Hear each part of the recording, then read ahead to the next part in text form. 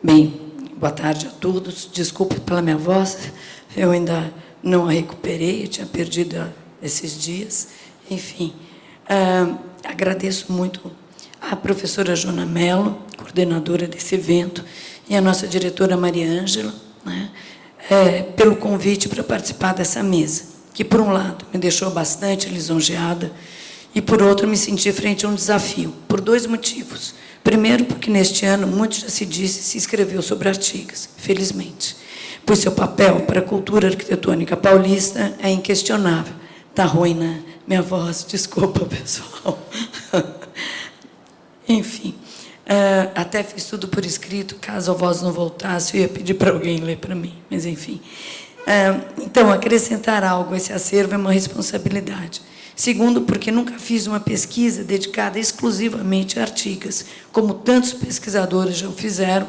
Tenho listado mais de 20 trabalhos acadêmicos sobre sua obra, entre mestrados, doutorados e pós-docs. Entretanto, é impossível tratar da arquitetura paulista da segunda metade do século XX, que tem sido alvo das minhas pesquisas, sem tropeçar em Artigas. Qualquer tema de pesquisa que propus ao longo da minha vida, sempre cruzei com o trabalho de Artigas, seja sobre ensino, profissão, brutalismo, construção, arquitetura, arquitetos, enfim, Artigas acabou se tornando meu companheiro de pesquisa mais fiel. Toda vez que começo uma nova pesquisa, logo penso, quando vai aparecer Artigas? Ou, como diria a dona Iranga Barbosa, ó, nós aqui outra vez. É dessa parceria camarada que tirei algumas questões para debatermos aqui hoje. Ao preparar essa minha conversa, dei-me conta da coincidência, diria da feliz coincidência, do centenário do Artigas com a revisão do brutalismo, movimento que voltou ao debate com certa intensidade nos últimos 5 anos, pelo menos, sendo tema recorrente de seminários, publicações, como o livro Arquiteturas, Brasil, Arquiteturas após 1950, Maria Alice Junqueira Bastos e Ruth Vertzen, em 2010, a revista Clock, de fevereiro de 2013, dedicada exclusivamente ao brutalismo, e o 10º Docomomo Brasil, né, Conexões Brutalistas, em 2013. E, rapidamente, associei ao tema da nossa mesa, espaços de formação, uma vez que remete aos princípios desse movimento. Acredito que, para Artigas e boa parte de sua geração, todos os espaços eram de formação. A arquitetura, em meados do século XX, compartilhava da profunda crise detonada pela Segunda Guerra Mundial, que enveredou pelos anos 50 e 60, estimulada pelos desafios das novas estruturas econômicas, políticas e sociais. A arquitetura, pelo seu próprio caráter disciplinar, não poderia, portanto, ficar alheia a esse processo. Pelo contrário, deveria não só participar, mas estimular a revisão de valores que o mundo, pelo menos ocidental, processava. A arquitetura, então, entendida como um compromisso com essas transformações em curso, através do espaço construído, deflagrou um movimento cunhado de brutalismo, pela primeira vez pelo casal Smith, e que buscou trabalhar a essência em todos os aspectos da vida, da arquitetura, da construção, dos materiais. Ainda com o território a ser reconstruída e as feridas expostas às atrocidades da Segunda Guerra, qualquer desvio do absolutamente necessário poderia soar perdulário.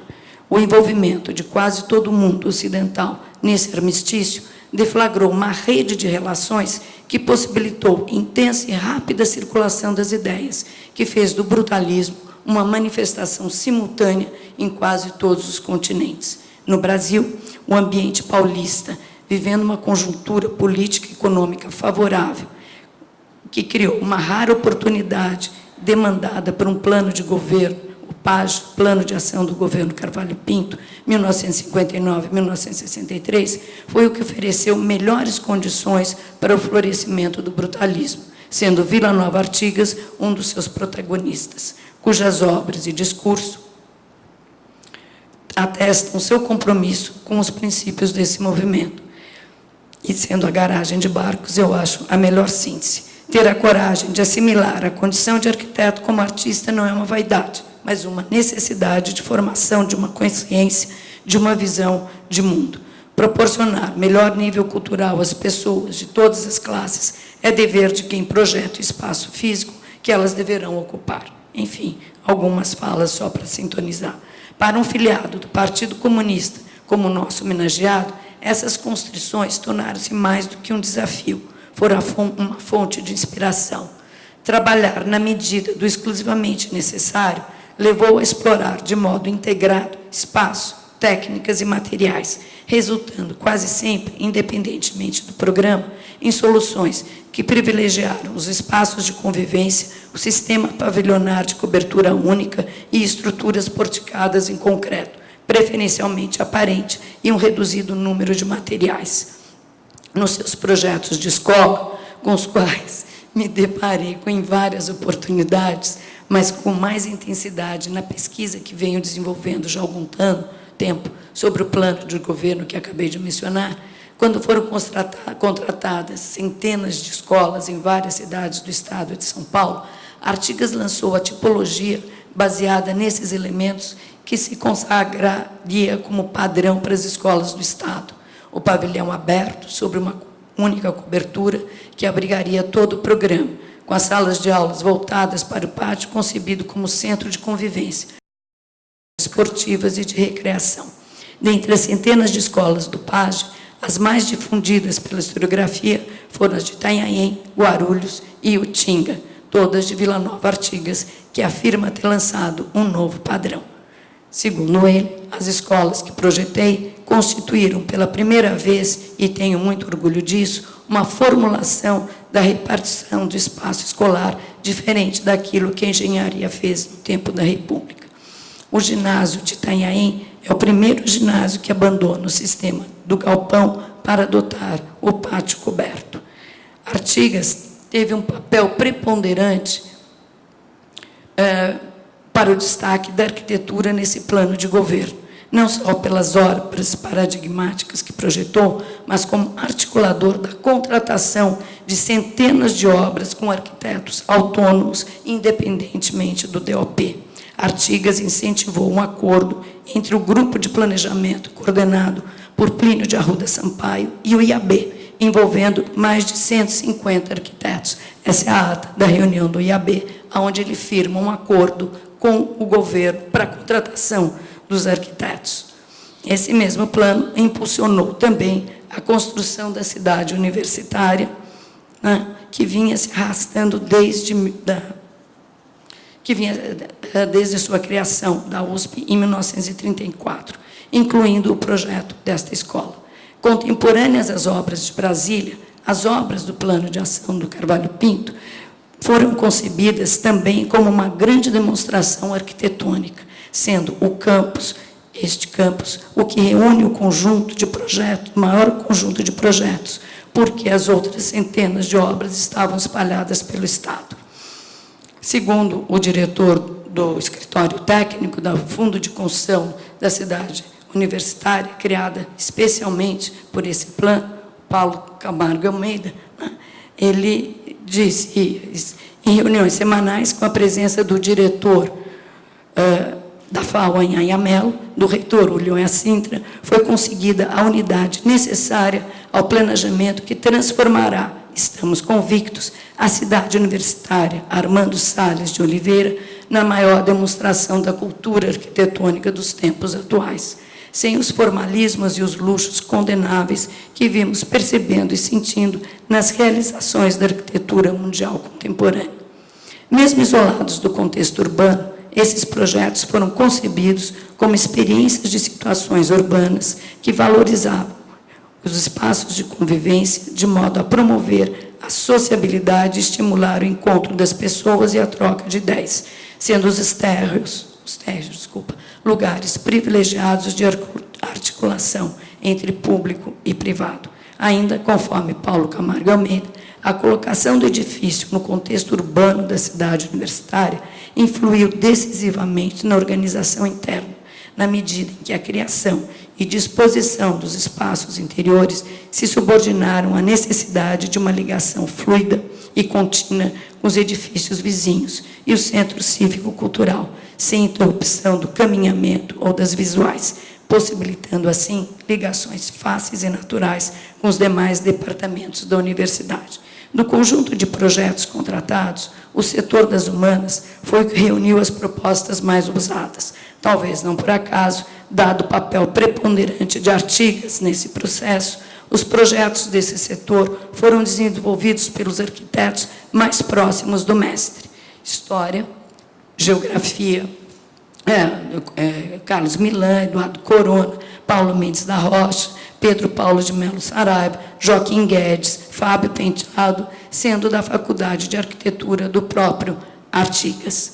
Como mudança de gestão, muitos dos projetos contratados não foram executados, mas as suas ideias continuam fortes referências para a arquitetura paulista. E alguns são hoje tombados, como este edifício, o da História e Geografia, o da Minas, História e Geografia, né? Os da Minas e Petróleo, o Centro Esportivo, né? E a FAO. A FAO, sem dúvida, é o mais paradigmático, o da Minas e Petróleo, do Pão do Brás, o Centro Esportivo do Ícaro de Castro Melo. Esse é um dos que não foi construído, que é o Departamento de Letras do Milan, né? E, já volto aí, a FAO, sem dúvida, é o mais paradigmático, um marco na história da arquitetura, onde Artigas conseguiu sintetizar todos os ideais de uma época, e que ele mesmo reconhece. Este prédio acrisola os santos ideais de então. Pensei como a espacialização da democracia em espaços dignos, sem portas de entrada, porque o que queria como um templo, onde todas as atividades são lícitas. Este passo conseguiu transcender o seu tempo, impressionando. Como é que faz para voltar um pouquinho só? Bom, não vai dar para... Já está nos 5 minutos já, Joana? Vou correr, então. Aqui. Bom, este espaço, só falta mais, conseguiu transcender o seu tempo, impressionando sucessivas gerações de arquitetos que por aqui passaram. O mês passado, o professor Rush Exner, da Universidade de Siegen, participando de um workshop, me surpreendeu com um comentário de que o prédio da FAO, visto de fora, não revela a dimensão da riqueza do seu espaço interior. E completou: a FAO é um prédio que tem alma.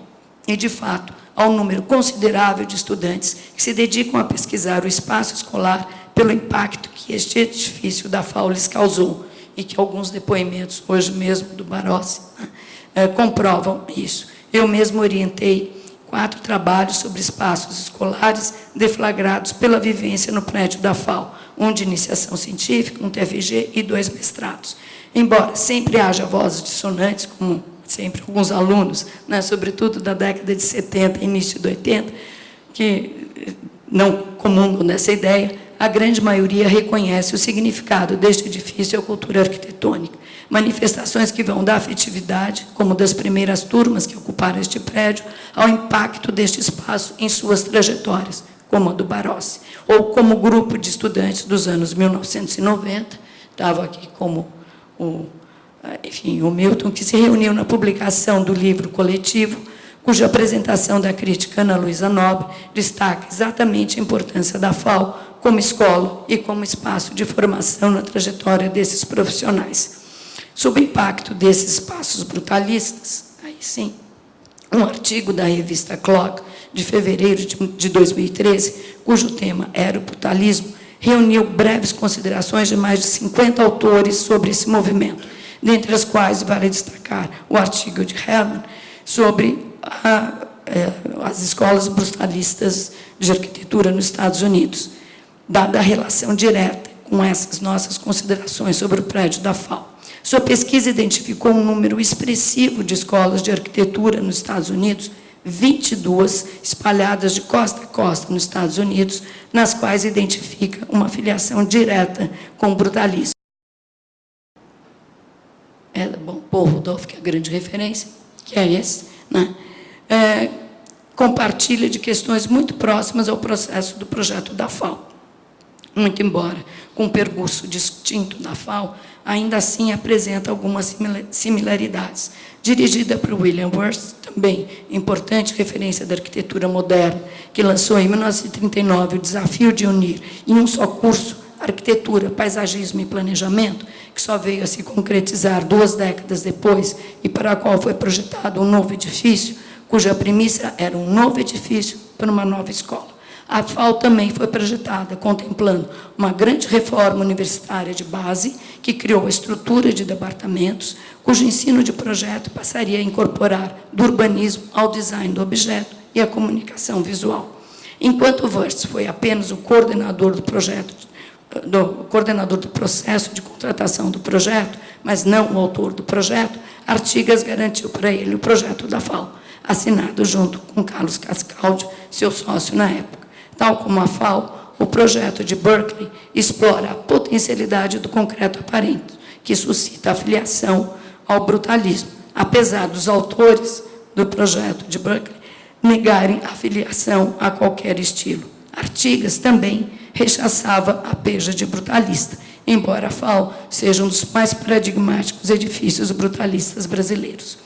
Como podemos contrastar, a negação de referência é uma característica dessa geração de arquitetos, mas aí é um assunto para uma outra conversa. Enfim, gostaria de destacar e deixar para o debate o impacto desse espaço que estimula uma experiência coletiva nos seus participantes. E se não temos no Brasil 22 escolas brutalistas, acho que consigo identificar apenas mais uma além dessa, que é a de Guarulhos, projetada pelo Eduardo Nise de Mello, a FAO, pela sua importância no panorama nacional, enquanto ensino de arquitetura, que se manteve como o único curso de pós-graduação no país até praticamente o início do século XXI, atraindo pesquisadores de todo o país, podemos afirmar, sem medo de errar, que a FAO de Artigas tem influenciado, talvez mais do que um entre 5 arquitetos brasileiros.